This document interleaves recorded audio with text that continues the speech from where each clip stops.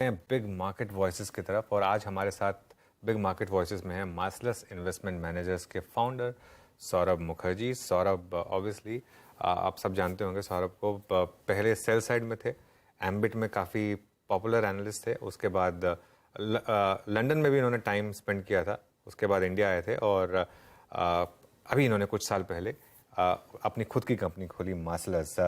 Saurabh good morning, शुक्रिया जुड़ने के लिए हमारे साथ। इस समय आप इस समय फुल्ली इन्वेस्टेड हैं या आप थोड़ा इन लेवल्स पर कैश रेज कर रहे हैं? देखिए अनुज जी, हम फुल्ली इन्वेस्टेड ही रहते हैं। एक दो पोर्टफोलियोज में हमारे पास शायद 2-3% कैश रहे, बट दैट्स लार्जली बिकॉज कुछ स्टॉक से एग्जिट करके नए स्टॉक्स में पोजीशनिंग हो रही है, बट कुछ डिलिबरेट कैश कॉल्स लेने की कोई प्रयास नहीं है। और अगर आप सोचिए, इंडिया में 2.5% इंटरेस्ट रेट हाइक्स रही 1.5 साल में, उसके बावजूद उसके बावजूद हमारी जीडीपी ग्रोथ 7.2%। यूएस में देखिए 5% रेट हाइक्स रही 1.5 साल में, उसके बावजूद यूएस फुल एम्प्लॉयमेंट में। ऐसे माहौल में कैश रखना मेरे ख्याल से बहुत खतरनाक चीज है। इकोनॉमी अच्छी हालत में है, ग्लोबल इकोनॉमी में दम फिर से पकड़ रही है। चाइना दुनिया की इकोनॉमी से बाहर किया जा रहा है। इंडिया का भविष्य पॉजिटिव है। मेरे ख्याल से इंडिया में कॉर्पोरेट अर्निंग्स की भी outlook actually far more positive है then most people realize. Okay, तो सौरभ कोई लेटेस्ट एडिशन आपके पोर्टफोलियो में जिस पर आप विद डिस्क्लेमर बात कर सकते हैं? हमारा जो small cap portfolio little champs, उसमें हमने मेट्रोपोलिस को ऐड किया है। करीबन 1-1.5 महीने पहले ये पोजीशन बनाना हमने खत्म किया। डॉक्टर लाल नॉर्थ इंडिया और ईस्टर्न इंडिया में हावी है, मेट्रोपोलिस वेस्टर्न इंडिया में हावी है। डॉक्टर लाल हमारे लार्ज कैप और मिड कैप पोर्टफोलियोज में कंसिस्टेंट कंपाउंडर और राइजिंग जायंट्स में है।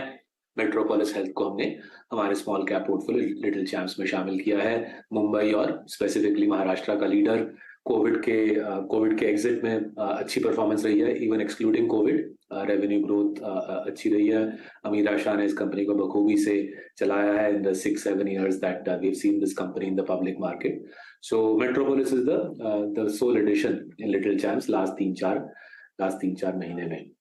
एक फॉलो अप पूछना चाह रहा था। सॉरी सॉरी सौरभ, एक जस्ट एक फॉलो थ्रू पूछना चाह रहा था मैं इस पर।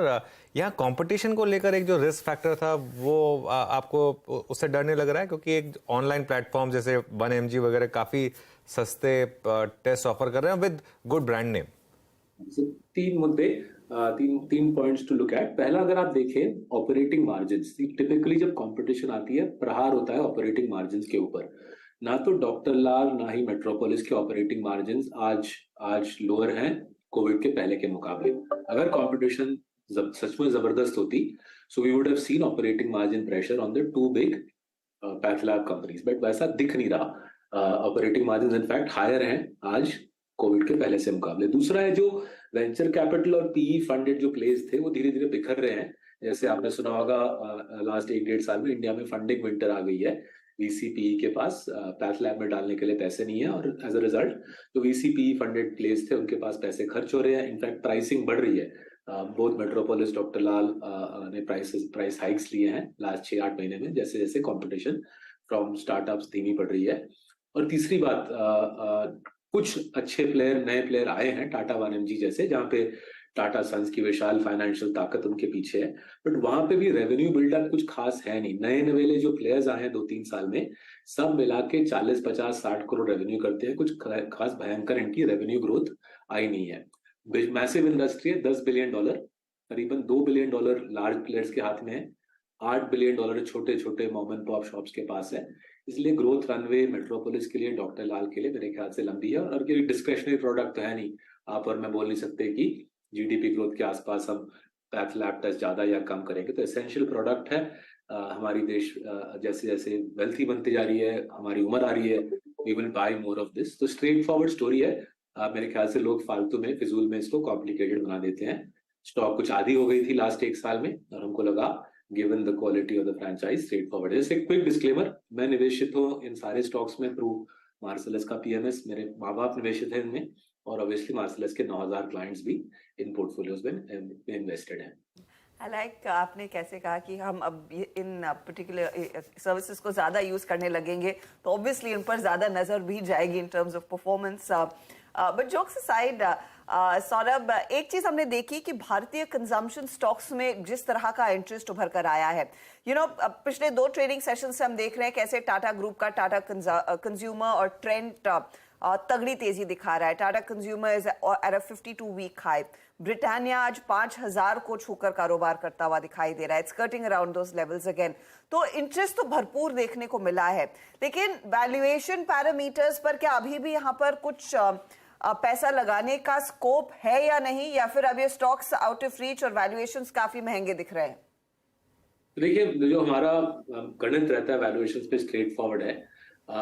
अगर मानिए कोई कंपनी 20% से फ्री कैश फ्लोज ग्रो कर रही है, अगर वो कंपनी 20% से 15 साल ग्रो कर पाए, सिंपल सा DCF का मैथ्स है, एक्सेल का गणित है।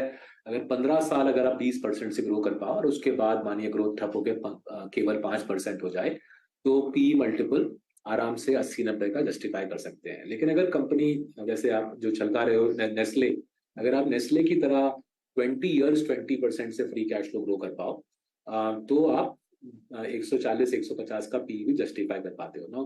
प्रॉब्लम होता है इंडिया में कि बहुत कम कंपनी है जो नेस्ले की तरह या डॉक्टर लाल की तरह या पीडिलाइट या एशियन पेंट्स की तरह लंबे रेस के घोड़े हैं, 20-25 साल 20-25% से कैश फ्लो को ग्रो कर पाते हैं, राइट।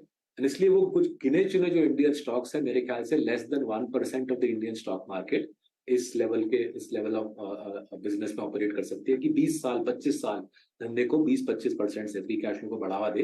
वैसे कंपनीज के लिए मेरे ख्याल से बहुत वैल्यूएशन हेडरूम है, काफी अपसाइड है। इसलिए हम not just today but over the last year आराम से निवेश किए जा रहे हैं। मेरे ख्याल से विदेशी निवेशक भारी पैमाने पे इंडिया में आएंगे। चाइना से वो लोग एग्जिट कर रहे हैं। फेडरल रिजर्व का रेट हाइक का खतरा भी टल गया है काफी हद तक। जैसे जैसे विदेशी निवेशक आएंगे, मेरे ख्याल से लोगों को समझ आएगा कि वैल्यूएशन हेडरूम सिर्फ थियोरेटिकल नहीं है, प्रैक्टिकल है। जिन प्रकार की स्टॉक्स की आज हम आलोचना कर रहे हैं, आपके साथ डिस्कशन कर रहे हैं, यहाँ पे more than adequate valuation headroom है अगले 1 साल में।